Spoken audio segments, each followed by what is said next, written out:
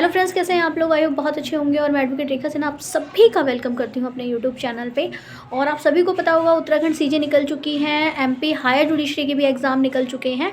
और हम जो ये सीरीज़ बना रहे हैं इसका पर्पज़ यही है कि ये आपके उत्तराखंड सीजे या एमपी सीजे आता है या एमपी हायर आता है या यूपी हायर, एपी, जितनी भी जुडिशरी एग्ज़ाम हैं उस सब में आपको ये काम आ सके। तो एविडेंस की सीरीज़ में हम ऑलरेडी सेक्शन 29 तक पढ़ चुके हैं। आज का जो सेक्शन है वो है सेक्शन 30, धारा 30। और देखिए धारा 30 जो कहती है वो कहती है साबित संस्कृति को जो उसे करने वाले व्यक्ति का एक ही अपराध के लिए संयुक्त रूप से विचारित अन्य को प्रभावित करती है विचार में लेना। यानी कि जो को एक्यूज़ होता है उसकी जो कन्फेशन होती है ये वहाँ बात कर रहा है कि क्या वो रेलिवेंट होगी या नहीं होगी ना। तो सेक्शन 30 कहता है कि कोई भी को एक्यूज़ है। को एक्यूज़ का मतलब होता है सह अपराधी, संयुक्त सह अपराधी। जैसे मान लीजिए ए है, ए ने कोई क्राइम किया है और उसके साथ बी भी था, ठीक है। तो ए जो था उसने क्राइम को किया, लेकिन जो बी था वो उसके साथ था, तो बी इसमें क्या होगा? को एक्यूज़ होगा। यानी कि अगर ए पे थेफ्ट का कोई चार्ज लगा हुआ है, चोरी का अगर उस पर एलिगेशन है, तो बी भी उसके साथ था, तो चोरी का एलिगेशन जो है वो बी पे भी है। जैसे फॉर एग्जांपल लूट हो गया, डकैती हो गई है ना, मर्डर हो गया, उसमें एक बंदे के साथ अगर 3-4 जो भी लोग हैं वो उसमें जब शामिल हो जाते हैं और उसी क्राइम को करते हैं, उसका सपोर्ट करते हैं, उसका साथ देते हैं, तो वो क्या कहला जाते हैं? वो को एक्यूज़ कहला जाते हैं, जिसे हम कहते हैं सह अभियुक्त, ठीक है। तो देखिए इसमें इसी बात को कहा गया है कि कन्फेशन जो है किसका? सह एक्यूज़ का, जो मतलब आपका को एक्यूज़ है, जो साथ में उसके साथ क्राइम के टाइम जो उसके साथ था अपराधी, उसकी कन्फेशन क्या रेलिवेंट है? तो सेक्शन 30 कहता है कि वो विचार में ली जाएगी, रेलिवेंट होगी, ठीक है। तो इसी चीज़ को ये कह रहा है। अच्छा, इसमें एक चीज़ और है, देखिए सेक्शन 30 में एक बात और बता रखी है कि जो अपराध है, जो क्राइम है, जिसमें उसकी कन्फेशन, को एक्यूज़ की कन्फेशन जो ली गई मानी जा रही है, वो उसी क्राइम के लिए होनी चाहिए। जैसे मान लीजिए कि जो मेन एक्यूज़ है, ठीक है, अपराध करने वाले से ए, तो ए के ऊपर मान लीजिए डकैती का चार्ज लगा हुआ है और बी जो था वो उसके साथ था, तो बी पे भी डकैती का लगा। तो वहाँ पे जब बी ने जब अपना कन्फेशन दिया, अपनी संस्कृति दी, तो उसकी कन्फेशन को उसी केस में माना जाएगा। ऐसा नहीं कि मतलब बी पे तो चल रहा है मर्डर का केस और ए पे चल रहा है आपका डकैती का केस, तो बी जाके डकैती वाले में कन्फेशन देने लग जाए और वो उसके लिए माना जाए, तो ऐसा नहीं होगा। कन्फेशन जब ही मानी जाएगी जब वो सेम अपराध, दोनों का ट्रायल जो है, जो विचारण किया जा रहा है, वो दोनों के ऊपर एक ही केस होना चाहिए, अलग अलग नहीं होने चाहिए, ठीक है ना। तो को एक्यूज़ का मतलब ही यही है। अब ऐसा नहीं है कि दो बंदे गए और एक तो चला गया चोरी करने और दूसरा दूसरे घर में चला गया मर्डर करने, तो वो को एक्यूज़ नहीं कहलाए, वो तो अलग अलग हो गए ना। यहाँ पे बात हो रही है कि एक ही क्राइम को करने के लिए दोनों गए, ठीक है, और दोनों पे सेम क्राइम के लिए ट्रायल चल रहा है, अलग अलग नहीं चल रहा है, ठीक है।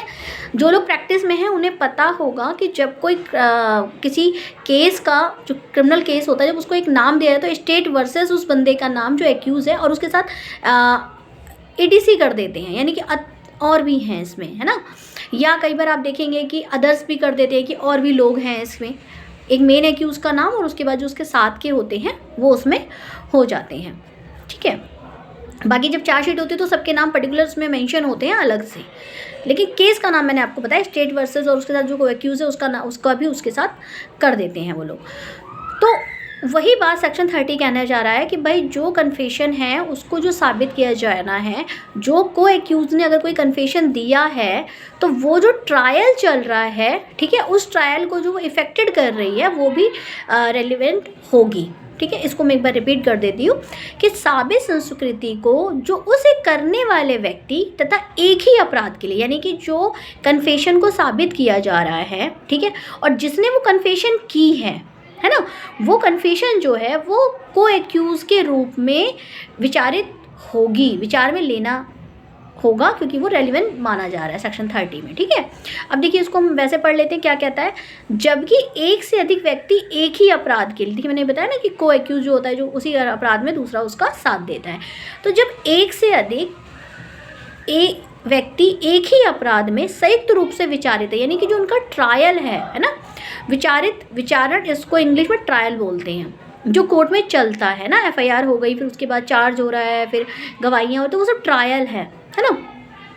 तो जब वो ट्रायल चलता है तो उस टाइम ये जो है एक साथ ही ट्रायल होता है, इन लोगों का अलग अलग नहीं होता, तथा ऐसे व्यक्तियों में से किसी एक के द्वारा, यानी कि मान लीजिए 5 लोग हैं, उन 5 में से सेम है, सेम डकैती के चार्ज इन 5 पे लगे हुए हैं, तो उसमें से कोई एक, ठीक है, अपने को और ऐसे व्यक्तियों को से किसी अन्य को प्रभावित करने वाली की गई संस्कृति को साबित किया जाता है, तब न्यायालय ऐसी संस्कृति को ऐसे अन्य व्यक्ति के विरुद्ध तथा ऐसी संस्कृति करने वाले व्यक्ति के विरुद्ध विचार में ले सकेगा। देखिए यहाँ 2 बातें आई हैं।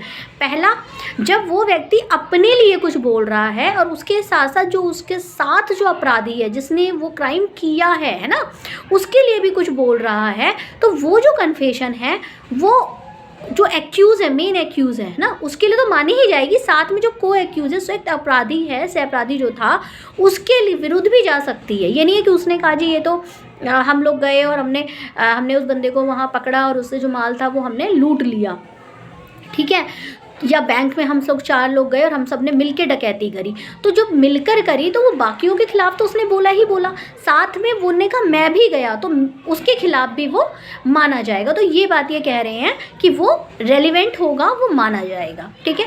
अब देखिए इसका स्पष्टीकरण है कि इस धारा में प्रयुक्त अपराध शब्द के अंदर उस अपराध का दुष्प्रेरण या उसे करने का प्रयत्न आता है। देखिए अब यहाँ जो अपराध की बात हो रही है, जो आपने देखा कि इसमें आया कि उसे करने वाले व्यक्ति तथा एक ही अपराध, तो अपराध से जो मीनिंग है वो मीनिंग ये है कि या तो उस अपराध का दुष्प्रेरण, यानी कि या तो कोई अमेंड कर रहा है ना, अमेंडमेंट कर रहा है, या फिर मतलब दुष्प्रेरण कर रहा है, यानी कि एक तरीके से क्या कर रहा है कि वो एक योजना टाइप से कॉन्स्पिरेसी होता है, उससे अपेंट होता है किसी चीज़ को करने के लिए पहले से एक प्रिपरेशन, या कि जैसे किसी को भड़काना या कुछ करना, अमेंड करना उस चीज़ को, या उसे करने का प्रयत्न करता है, या फिर अटैम्प्ट करता है, तो यहाँ उस वाले अपराध से आ रहा है, ठीक है। तो देखिए इसमें कुछ चीज़ें हैं, वो चाहे तो आप लिख लें, ये आपको प्री के पर्पज़ से और मेन के पर्पज़ से भी आपको काम आएगी। अगर आपको प्रॉपर पता है कि वो सेक्शन क्या कह रहा है तो आप उसमें चीज़ें लिख सकते हैं। तो देखिए इसको नोट डाउन कर लीजिएगा अगर आप करना चाहें। धारा 30 सह अभियुक्त की संस्कृति से संबंधित है, ठीक है। एक्ट में मैंने आपको बताई दिया। अब एक्ट का जो ये कंक्लूज़न है, जो निष्कर्ष है पूरा इस सेक्शन का, वो मैं आपको पर्टिकुलर एक पॉइंट्स पे बता रही हूँ, तो आप चाहें तो उसको नोट डाउन कर लें, ठीक है। धारा 30 सह अभियुक्त की संस्कृति से संबंधित है, यानी कि जो को एक्यूज है उसके कन्फेशन से ये सेक्शन 30 रिलेटेड है, ठीक है। जबकि धारा 133 है ना, 133 सह अपराधी के सक्षम साक्षी घोषित करती है एवं उसके साक्ष्य मूल से संबंधित है, ठीक है। यानी जो सेक्शन 133 है वो इसके साथ ही आप इसको चाहें तो रीड आउट कर लेना कि वो भी को एक्यूज के बारे में ही बात कर रही है, और ये माना जाता है कि जो को एक्यूज है वो एक कैपेबल है ना विटनेस माना जाता है, क्योंकि देखिए वो जो कह रहा है उसके सामने हुई सारी चीज़ें ना, तो वो जो बोल रहा था ये माना जाता है ये कैपेबल है, ये इनकैपेबल विटनेस नहीं माना जाता। कोई वो हेयर से तो है नहीं, सुनी हुई बात तो है नहीं, वो तो खुद उसके साथ कर रहा था, ठीक है। तथा साक्ष्य मूल्य से संबंधित है, तो जो एविडेंस होते हैं, जो एविडेंस की वैल्यू होती है उससे ये रिलेटेड होता है, ठीक है। दूसरा पॉइंट ये है सेक्शन 30 का कि सह अभियुक्त को परिभाषित भी करती है, यानी कि सह अभियुक्त को बता भी रही है कि सह अभियुक्त की थ्योरी क्या बता रहे है। तो उन्होंने बताया ना कि एक ही अपराध में विचारण हो वो लोग, है ना, एक ही अपराध के लिए वो उसका भी ट्रायल चल रहा हो। उसके बाद आता है कि जबकि धारा 133 में या विधि के अन्यत्र कहीं भी सह अपराधी पद परिभाषित नहीं है, ठीक है। अब देखिए मैंने आपको कहा था कि जब भी आप सेक्शन 30 पढ़ें तो उसके साथ सेक्शन 133 ज़रूर पढ़ें, क्योंकि उसमें ये कहा गया है को एक्यूज को जो है उसको परिभाषित नहीं किया गया, उसकी डेफिनेशन नहीं दी गई है। डेफिनेशन कहाँ दे रहा है? सेक्शन 30 में दे रहा है, ठीक है। अन्यत्र कहीं भी सह अपराधी पद परिभाषित नहीं किया गया है कि विधि के अन्यत्र, यदि किसी भी लॉ में अगर आप बात करें तो कहीं भी को एक्यूज के पद को परिभाषित नहीं किया गया, उसकी डेफिनेशन नहीं दी गई है, ठीक है।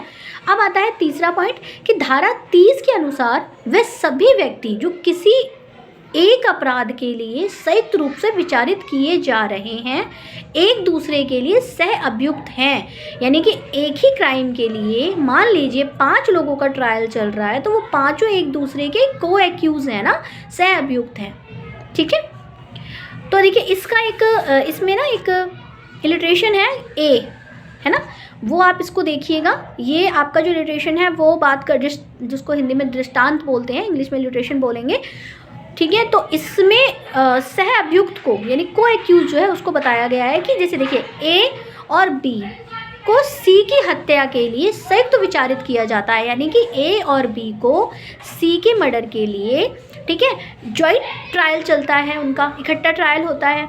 ये साबित किया जाता है कि ए ने कहा बी और मैंने सी की हत्या की, यानी कि ए क्या कर रहा है, ए को एक्यूज हो गया किसका, बी का को एक्यूज हो गया, ठीक है। दोनों ने मर्डर करा, किसका मर्डर करा, सी का मर्डर करा, ठीक है। तो सी का जब मर्डर किया तो जब उनका ट्रायल चला तो दोनों का साथ चला ए और बी का, तो ए ने बी के खिलाफ कन्फेशन किया और वो देखिए उसके खिलाफ भी जाता है ना, उसने कहा कि ए ने कहा बी और मैंने सी की हत्या की है।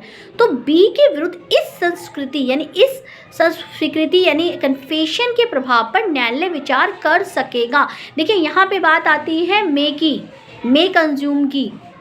अगर कोर्ट को लगता है कि ये कंज्यूम नहीं होना चाहिए, अगर इसमें आ जाता है कि करेगा, ऐसा नहीं है ना, करेगा, जब सेल कंज्यूम की बात आ जाती है तो वहाँ पर कोर्ट की इनहर्ट पावर वाली बात नहीं आती है, वहाँ पे वो उस चीज़ को मानेगा ही मानेगा। लेकिन जहाँ बात आती है कर सकता है, यानी कि मे परज्यूम्ड है ना, उसको परज्यूम कर सकता है वो, तो वहाँ पे क्या हो गया, इनहर्ट पावर हो गई कि अगर कोर्ट को लगता है कि नहीं इसमें कुछ बेस नहीं है या इसके अंदर कुछ, जैसे हम लोग जनरली बोलते हैं कोई सर पैर नहीं है इस चीज़ का, है ना, तो वहाँ पर वो जज क्या कर रहा है, जो न्यायालय है वो अपनी इनहर्ट पावर का यूज़ कर रहा है ना। तो ये जो आपका इलिट्रेशन है ए, ये है किससे रिलेटेड, आपके को एक्यूज से रिलेटेड है, ठीक है। अब इसमें आता है आपका दूसरा ख वाला यानी बी, इलिट्रेशन ही बता रही हूँ मैं आपको, ये भी आपका उसी की बात करता है कि सी की हत्या करने के लिए ए का विचारण हो रहा है, यानी कि सी का मर्डर करने के लिए ए का ट्रायल चल रहा है। ये दर्शित करने के लिए साक्ष्य की सी की हत्या ए और बी के द्वारा की गई थी, यह बी ने कहा था कि ए और मैंने सी की हत्या की। यानी देखिए मैं आपको शुरू से बता रही हूँ कि को एक्यूज की जो उसका कन्फेशन है वो उसके खिलाफ भी जा सकता है और सामने वाले के खिलाफ तो जा ही रहा है, ठीक है। तो अब यहाँ देखिए अभी हमने रिलेटेशन ए में पढ़ा था कि ए ने बी के खिलाफ कन्फेशन किया, है ना। अब यहाँ पे क्या हो रहा है, जो बी है उसने ए के खिलाफ कन्फेशन करा कि भाई ए ने और मैंने सी की हत्या की, तो क्या हुआ, को एक्यूज की कन्फेशन हो गई, है ना। तो न्यायालय इस कथन को ए के विरुद्ध विचारित नहीं ले सकेगा क्योंकि बी संयुक्त विचारित नहीं हो रहा है, ठीक है। देखिए अब इस दोनों में फ़र्क समझिएगा। पहला वाला जो लिटिगेशन हमने पढ़ा उसमें ये दिखाया गया कि ए और बी दोनों को ट्रायल हो रहा है हत्या के लिए, दोनों का, ठीक है। तो ए ने बी के लिए बोला कि मैंने और बी ने सी का मर्डर किया, ठीक है। तो उस कन्फेशन को जो करा तो कोर्ट उसको रेलिवेंट मान सकता है, ठीक है। इनहर्ट पावर आ जाएगी, अगर उसको लगता है सर पैर है तो मान सकता है, ठीक है। उसके बाद जो लिटिगेशन बी है, अब वो देखिए उसके अपोजिट बात कर रहा है। क्या बात कर रहा है कि जहाँ पर सी की हत्या के लिए सिर्फ ए का ट्रायल हो रहा है, बी का नहीं हो रहा है, यानी उसका जो मर्डर किया है वो सिर्फ ए ने करा है, बी ने नहीं करा है, ठीक है। तो अब जो ए है वो कह रहा है कि जी बी ने और मैंने, है ना, इसकी हत्या की है। तो वो जो कन्फेशन ए ने दिया बी के खिलाफ, है ना, वो बी के खिलाफ नहीं माना जाएगा क्योंकि जो ट्रायल चल रहा था वो ए का चल रहा था, बी का नहीं चल रहा था। बी का उस केस से कोई लेना देना नहीं था, ठीक है। तो ये भी कहा गया कि वहाँ पर जॉइंट ट्रायल ना होने के कारण उन दोनों का जो संयुक्त जो था विचारण, जो ट्रायल था वो एक साथ नहीं चल रहा था, इसलिए उसको क्या किया गया, वहाँ पर उसको रेलिवेंट नहीं माना गया, ठीक है। जॉइंट ट्रायल नहीं हो रहा था, जॉइंट ट्रायल नहीं चल रहा था, तो इसलिए वहाँ पर बी पर उस कन्फेशन का कोई भी इफ़ेक्ट नहीं आया, ठीक है। क्लियर हो गया आपको। तो इसमें देखिए सीधा सा फंडा ये है कि को एक्यूज की कन्फेशन जब भी मानी जाएगी जब वो ट्रायल दोनों का सेम क्राइम के लिए चल रहा हो, यहाँ अलग अलग था। और एक चीज़ मैंने और आपको बताई कि मे परज्यूम और सेल परज्यूम की जो बात की गई, तो देखिए जब हमने इसका इलिट्रेशन ए पढ़ा था तो उसमें बात की गई थी कि कोर्ट कंज्यूम कर सकती है ना, तो कर सकती है इनर्ट पावर की बात आई। लेकिन जब वही चीज़ बी के अंदर आई, जब बी वाले हमने इलिट्रेशन को पढ़ा तो उसमें उसने कहा कि बी का ट्रायल उसके साथ नहीं चल रहा था, तो कोर्ट ने वहाँ पे उसको परज्यूम नहीं किया। तो आगे ना इनर्ट पावर उन्होंने अपना देखा कि भाई ये तो इससे रिलेटेड ही नहीं है, तो फिर इसकी कन्फेशन का बी पे क्या इफेक्ट पड़ता है? कोई इफेक्ट नहीं पड़ता। ठीक है, तो सीधा सा बात यह है कि को एक्यूज की कन्फेशन जब भी मानी जाती है जब सेम अपराध के लिए दोनों का ट्रायल चल रहा हो, एक साथ चल रहा हो, अलग अलग क्राइम के लिए दोनों का ट्रायल ना हो रहा हो। ठीक है, बहुत मोटी मोटी सी बात है। ठीक है, अब इसमें देखिए एक पॉइंट आप और लिख लीजिएगा कि वह व्यक्ति जिसने एक या अन्य अभियुक्त के साथ अपराध में भाग लिया हो किंतु उसकी सहभागिता विधि में दंडनीय ना होने अथवा उसे क्षमा देकर अभियोजन पक्ष का साक्षी बना लिए जाने के कारण उस अपराध के लिए उसका विचारण ना हो रहा हो, सह अपराधी कहा जाता है। ठीक है, अब इन्होंने क्या कहा? वह व्यक्ति जिसने एक या अन्य अभियुक्त से अपराध में भाग लिया हो, मतलब उसने भाग तो लिया किंतु उसकी सहभागिता विधि में दंडनीय नहीं है, यानी कि जितना उसने उसके अंदर अपना रोल निभाया, ठीक है, वो क्या था, वो लॉ के अंदर कहीं से पनिशेबल नहीं था। यानी कि उसका जो दंड था, जो उसका जो एक्ट था वो कंपाउंडेबल था, मतलब आप उसको क्षमा कर सकते हैं, आप उसको माफ़ करके उसको छोड़ सकते हैं। और वो जो अभियोजन है यानी कि जो विक्टिम है उसका साक्षी बना लिए जाने के कारण उस अपराध के लिए उसका विचारण नहीं हो रहा है, तो भी वो क्या कहलाएगा? वो सह अपराधी कहलाएगा, को एक्यूज कहलाएगा। क्यों कहलाएगा? देखिए वो उसके साथ था, ठीक है, ट्रायल के टाइम पर पता चलता है कि भाई इसने जो इसका सपोर्ट किया और जिस पार्ट पे इसको सपोर्ट करा वो विधि के अंदर कहीं भी पनिशेबल है ही नहीं, उस पर कोई भी दंड नहीं है। ठीक है, और इसको माफ़ भी किया जा सकता है और इसको जो विक्टिम है उसी के फेवर में विटनेस भी बनाया जा सकता है। तो वहाँ पर ये बात ठीक है कि उस क्राइम के लिए उसका ट्रायल नहीं चल रहा है, लेकिन वो सहअपराधी तो हुआ क्योंकि उसमें उसका भाग तो था। ठीक है, ये बात इसमें कहेगी, तो इसे लिख लीजिएगा। ठीक है, ये छोटी छोटी सी चीज़ें हैं। उसके बाद देखिए एक चीज़ और देखिएगा, सह अभियुक्त अभियुक्तों में से एक होता है, ठीक है, अतः उसे अभियोजन के पक्ष में कभी की साक्ष्य देने के लिए विवश नहीं किया जा सकता। देखिए जनरली क्वेश्चन आता है कि क्या को एक्यूज को, है ना, अब जो अभियोजन के पक्ष में साक्ष्य देने के लिए विवश किया जा सकता है, तो इसमें क्वेश्चन है नहीं किया। अभियोजन, देखिए अभियोजन का मतलब होता है विक्टिम, हिंदी में अभियोजन वर्ड है और इंग्लिश में इसका वर्ड होता है विक्टिम या पीड़ित इसको बोला जाता है। ठीक है, या कंप्लेनेंट आप बोल सकते हो इसको। ठीक है, तो उसके लिए विवश नहीं किया जैसा, ये नहीं कहा जाएगा कि नहीं आपको तो इसके फेवर में आपको बोलना ही पड़ेगा, नहीं बोल, ऐसा कुछ उस पर उसको आप फोर्स नहीं कर सकते। जबकि अभियुक्त ना होने के कारण सह अपराधी को न केवल साक्ष्य देने के लिए विवश किया जा सकता है, बल्कि मिथ्या साक्ष्य दिए जाने पर उसके विरुद्ध दंडनीय कार्यवाही भी की जा सकती है। ये प्रोविज़न कहाँ दिया गया है? ये प्रोविज़न दिया गया है आपका सेक्शन 133 में। इसीलिए मैं आपको बोल रही हूँ कि सेक्शन 30 के साथ आप 133 भी ज़रूर पढ़ना। ठीक है, अब देखिए यहाँ पे दो बातें कर देंगी। पहली बात क्या कही गई कि अगर कोई को एक्यूज है, ठीक है, तो उसको जो विक्टिम है उसके फेवर में गवाही देने के लिए, एविडेंस देने के लिए विवश नहीं किया जा सकता। ओके, जबकि अभियुक्त ना होने के कारण सह अपराधी को केवल साक्ष्य देने के लिए विवश किया जा सकता है। ठीक है, बल्कि मिथ्या साक्ष्य देने के विरुद्ध भी कार्रवाई की जाती। अगर वो गलत कर रहा है तो उसके खिलाफ क्या होगा? कार्रवाई की जा सकती है। वो कब की जा सकती है? जबकि अभियुक्त ना होने के कारण, यानी कि मतलब वहाँ पर जो है एक्यूज नहीं है वो। अब मैंने कहा ना इस लाइन में दो बातें हैं।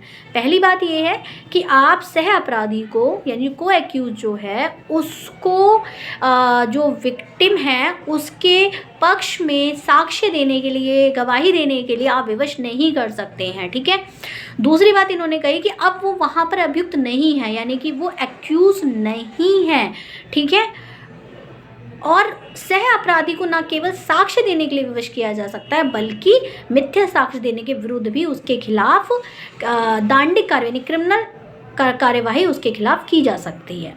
ठीक है, यानी अभियुक्त नहीं है लेकिन को एक्यूज हो गया वो, ठीक है। तो वहाँ पर आप उसको क्या कर सकते हो, उसको आप ना केवल साक्ष्य देने के लिए विवश किया जा सकता है, बल्कि अगर मतलब एविडेंस देने के लिए तो आप उसको विवश कर ही सकते हो, क्योंकि वो एक्यूज नहीं है, ठीक है। अभियुक्त ना होने के कारण भाई एक्यूज है ही नहीं वहाँ पर, और को एक्यूज है, तो जब वो कोई एविडेंस देता है तो आप उसको विवश किया जा सकता है कि भाई नहीं आपको बताना पड़ेगा, है ना। आप उसको प्रेशराइज कर सकते हैं कि भाई बताओ, ठीक है, कि आप अपना कन्फेशन दे रहे हो या आप अपनी गवाही दे रहे हो तो उसको दो, ज़रूरी है, क्योंकि एक्यूज तो हमारे पास है ही नहीं, एक्यूज तो भाग गया, पकड़ में आए हो आप, अब आप नहीं बताओगे तो कौन बताएगा। तो वहाँ आप उसको विवश कर सकते हो, और बल्कि अगर वो झूठ बोल रहा है, अगर वो मिथ्या साक्ष्य देता है, अगर वो फॉल्स एविडेंस देता है, तो उसके खिलाफ उस पर क्या बोलते हैं, उस पर कार्यवाही भी की जा सकती है। ये बात कहाँ आती है, को एक्यूज के बारे में जो प्रोविज़न है ये 133 में है, तो यानी कि हम सेक्शन 30 के साथ यहाँ पे 130 भी हमारा साथ साथ चल रहा है, ठीक है।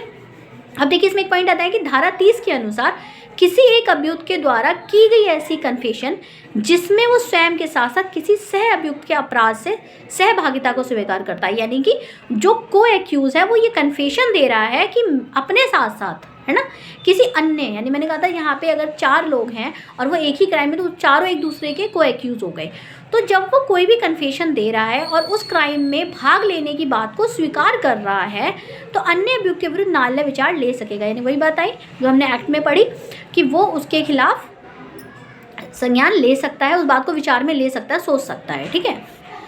अब आता है कि स्वयं, ये लाइन लिख लीजिएगा, स्वयं को निर्दोषी एवं किसी सह अभियुक्त को दोषी बताने वाला कोई भी कथन इस धारा की श्रेणी में नहीं आता है। यानी कि कोई एक्यूज ये कहता है जनाब मैं तो बहुत साफ सुथरा हूँ, मैंने तो कोई क्राइम नहीं करा है, जो करा है इसने करा है, तो इस तरह की जो कन्फेशन है वो इस सेक्शन के तहत नहीं आएगी, ठीक है। क्योंकि ये क्या, आप अपने खिलाफ तो आप अच्छा बोल रहे हो, सामने वाले के खिलाफ आप गलत बोल रहे हो, जबकि आप भी उसके साथी हुए, तो वो ये नहीं कह सकता कि जनाब इसने करा है, जो करा है, मैंने तो कुछ भी नहीं करा, ठीक है।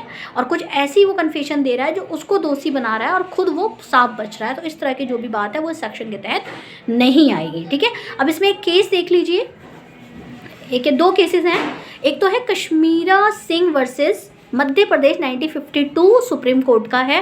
देखिए जनरली ये क्वेश्चन प्री में आ जाता है कि कन्फेशन से रिलेटेड या को एक्यूज की कन्फेशन से रिलेटेड कौन सा केस है, तो जनरली कई बार हमारे माइंड से निकल जाता है, और आई होप बहुतों को शायद रटा हुआ भी हो, याद भी हो, फिर भी मैं एक बार आपको बता देती हूँ कि इससे रिलेटेड जो केस है वो है Kashmira Singh versus Madhya Pradesh 1952 supreme court का है। इस मामले में सह अभियुक्त की संस्कृति, यानी कि जो को एक्यूज की कन्फेशन को अत्यंत कमज़ोर प्रकृति का साक्ष्य माना गया, यानी कि उसको बहुत ज़्यादा वीक नेचर का एविडेंस माना गया, और कहा गया कि स्वतंत्र साक्षियों में से पुष्टि के बिना ऐसी संस्कृति के आधार पर दोषी सिद्ध नहीं की जा सकती। यानी इसमें ये कहा गया कि भैया को एक्यूज अगर कोई कन्फेशन कर देता तो उसके आधार पे आप सामने वाले को फांसी नहीं चढ़ा दोगे, ठीक है, क्योंकि वो बहुत ही कमज़ोर माना गया है एविडेंस के तौर पे, ठीक है। किस प्रकृति का माना गया, बहुत ही कमज़ोर नेचर का माना गया, और ये कहा गया है कि आप जो साक्ष्य, जो विटनेस की पुष्टि करोगे, समपुष्टि, यानी कि जो एविडेंस आप देखोगे वो किसी स्वतंत्र साक्षी की होनी चाहिए, यानी कि वो इंडिपेंडेंट विटनेस होना चाहिए, ठीक है। तो हम कुल मिला के कह सकते हैं कि कश्मीरा सिंह वर्सेस मध्य प्रदेश 1952 के केस में कन्फेशन, जो को एक्यूज के कन्फेशन को एक मजबूत एविडेंस नहीं माना गया। उसके बाद दूसरा केसेस है इसमें भुवानी साहू वर्सेस सम्राट 1941 प्रीवी काउंसिल का है ये। इसमें यही सुझाव दिया गया, यानी कि जो कश्मीरा सिंह में जिस बात को कहा गया उसे ही 1941 में प्रीवी काउंसिल ने इसी बात को कहा था। कौन सा केस था, भुवानी साहू वर्सेस सम्राट। तो आई होप आपको सेक्शन 30 समझ में आ गया होगा। देखिए थोड़ा बहुत लेंथी मैंने इसको बताया है, तो इसलिए थोड़ा सा लंबा है, ठीक है। इसमें 2 चीज़ें मैं आपको और बता देती हूँ। न्यायकेतर संस्कृति, यानी कि जो एक्स्ट्रा जुडिशियल कन्फेशन होती है, ठीक है, उसे है कि न्यायकेतर संस्कृति, यानी कि एक्स्ट्रा जुडिशियल कन्फेशन अभियुक्त व्यक्तियों के विरुद्ध मौलिक साक्ष्य नहीं है, ठीक है। उसके अगेंस्ट एक, आप ये नहीं कह सकते कि एक सबसेंटिव एविडेंस नहीं माना गया है उसको, ठीक है। तो ये केस था state of MP versus Paltan Mallah and others 2005 का केस है।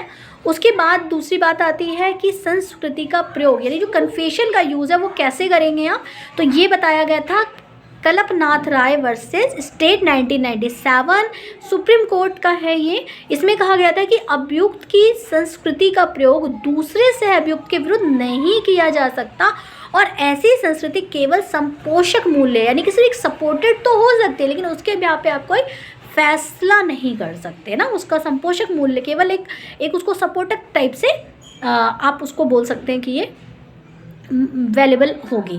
तो ये कहा गया केस था कल्पनाथ राय वर्सेस स्टेट। तो देखिए, अब आपको कोई भी प्रॉब्लम होती है अगर सेक्शन 30 को लेके, तो प्लीज़ आप मुझे कमेंट्स बॉक्स में लिख के बता सकते हैं, पूछ सकते हैं, ठीक है। और कोई भी आपकी क्वेरी हो तो आप प्लीज़ मुझे कमेंट्स बॉक्स में कर सकते हैं। और हम लोग जो ये सीरीज़ चला रहे हैं वो जितने भी अब आने वाले फ्यूचर में आने वाले जितने भी एग्ज़ाम हैं जुडिशरी के, एपीओ के, उससे रिलेटेड है। तो मैं उम्मीद करूँगी कि अगर आपको मेरा वीडियो अच्छा लगा हो तो आप उसको लाइक करें, सब्सक्राइब करें चैनल को, और ज़्यादा से ज़्यादा लोग आप इस चैनल से जुड़ें ताकि जो हमने शुरू किया है उसमें आप सबका भी साथ मिल सके।